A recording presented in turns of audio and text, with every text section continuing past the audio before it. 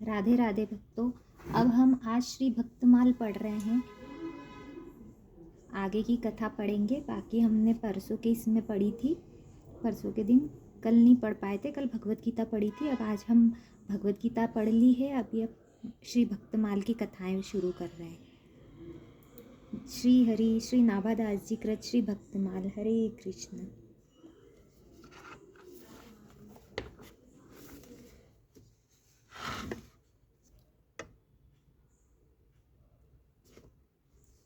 अब पढ़ेंगे हम आज भक्तमाल के जो प्रभु प्राप्ति के मार्ग का अनुसरण करने वाले भक्त हैं, उनके हम जीवन चरित्र पढ़ रहे हैं, उनके बारे में।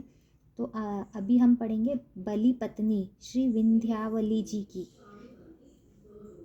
उनके इनके चरित्र के बारे में पढ़ेंगे कि कैसे इन्हें भगवत प्राप्ति हुई। इसमें सभी इतने सारे अनगिनत भक्त हैं जिन्हें भगवत प्राप्ति हुई है, और उन्होंने भगवान ने अंतिम समय में दर्शन दिए हैं। ये पूरी इतनी सारी कथाएं हैं कि सभी भक्तों को भगवान कई बार तो इतनी आसानी से मिल गए हैं कि आप सोच नहीं सकते। जो आपको कठिन लगता है कि भगवत प्राप्ति कैसे होगी, तो आप इन कथाओं को पढ़ोगे, सुनोगे, तो आपको समझ आएगा कि भगवत प्राप्ति इतना कठिन नहीं है। केवल हमें अपना ध्यान केंद्रित करना है भगवान की ओर। तो अब हम शुरू कर रहे हैं भगवत प्राप्ति की कथाओं का। ये बलि पत्नी श्री विंध्यावली जी की। श्री विंध्यावली जी परम भगवत भक्त राजा बलि की धर्म पत्नी थी। बड़ी सात्विक प्रकृति थी इनकी। भक्ति की तो ये जीवित मंजुल प्रतिमा थी। ये प्रभु की प्रत्येक क्रिया में उनकी मंगलमयी लीला देखती थी।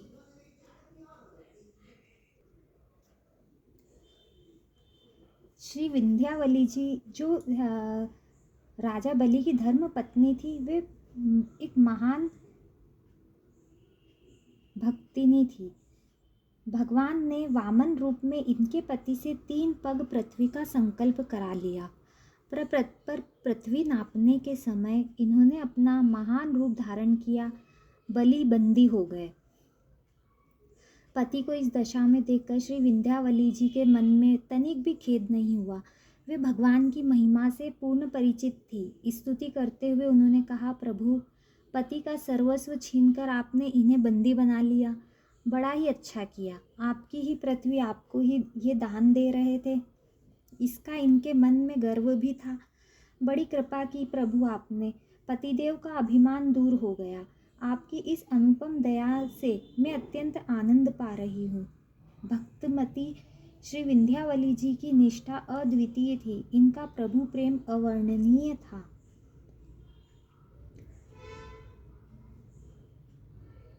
श्री प्रियादास जी महाराज बलि की पत्नी विंध्यावली जी की महिमा अपने कविता में इस प्रकार वर्णित करते हैं कि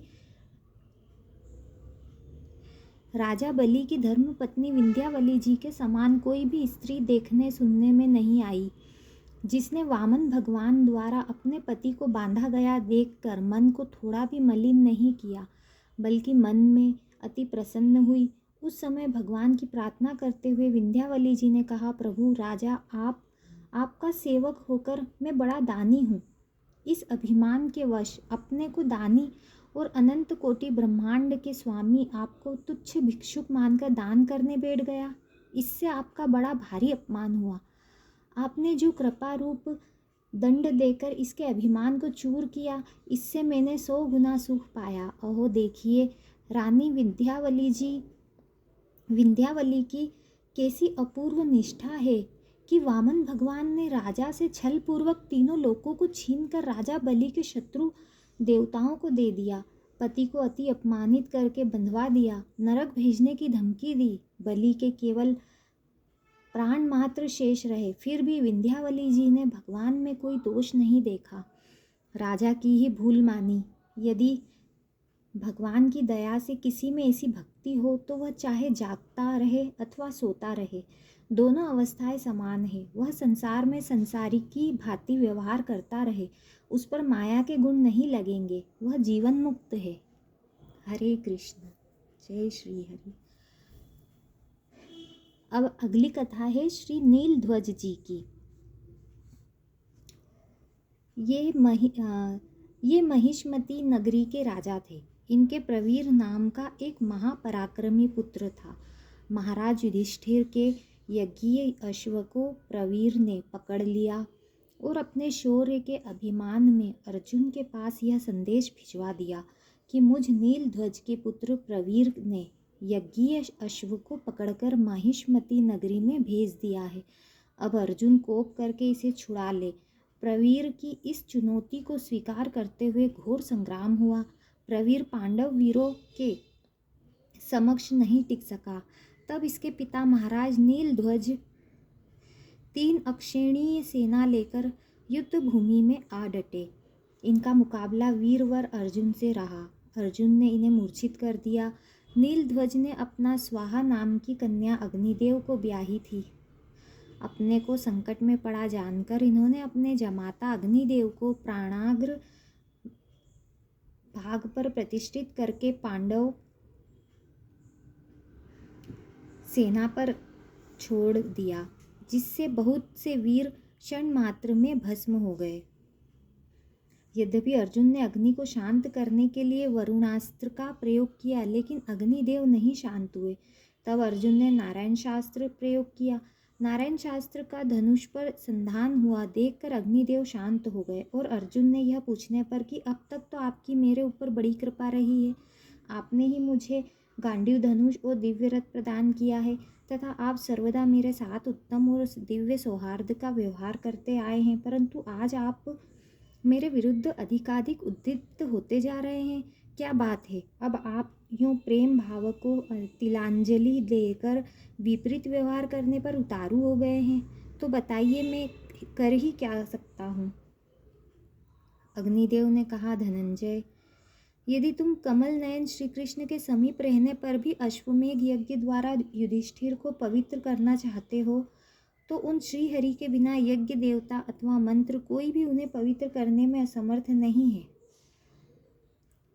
ऐसा प्रतीत होता है कि तुम्हारा श्री कृष्ण में विश्वास नहीं है। तुम क्षीर सागर को पाकर भी दूध के लिए बकरी क्यों दुहाते हो तथा उदित हुए सूर्य का परित्याग करके प्रकाश के लिए जुगनू की आकांक्षा कैसे कर रहे हो? पार्थ, इस समय मैंने तुम्हारी सेना पर जो आक्रमण किया है उसका प्रधान कारण यही है। नीलध्वज की प्रेरणा तो गौण है। यह कहकर अग्निदेव ने अर्जुन की नष्ट समस्त सेनाओं को जीवित कर दिया और राजा नीलध्वज को समझाया कि भला जिन्होंने इंद्र के खांडव वन को सहज ही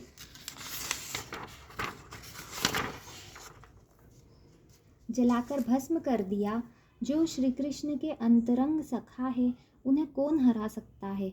अतः आप उनका यह यज्ञ अश्व वापस करके उनके मित्रता कर लो, जिससे आपका कल्याण हो। राजा नीलध्वज ऐसा ही किया और अर्जुन से बोले, महाबाहु पार्थ, मैं आपका कौन सा प्रिय कार्य करूं? तब अर्जुन ने कहा, भूपाल शिरोमणे, आप श्रेष्ठ वीर हैं, इसलिए मेरे साथ रहकर मेरे इस यज्ञीय अश्व की रक्षा कीजिए। राजा नीलध्वज तथास्तु कहकर राज्य अपने पुत्र प्रवीर को सौंपकर अर्जुन के साथ हो लिए और अश्व रक्षा में अपने अद्भुत पराक्रम का परिचय दिया।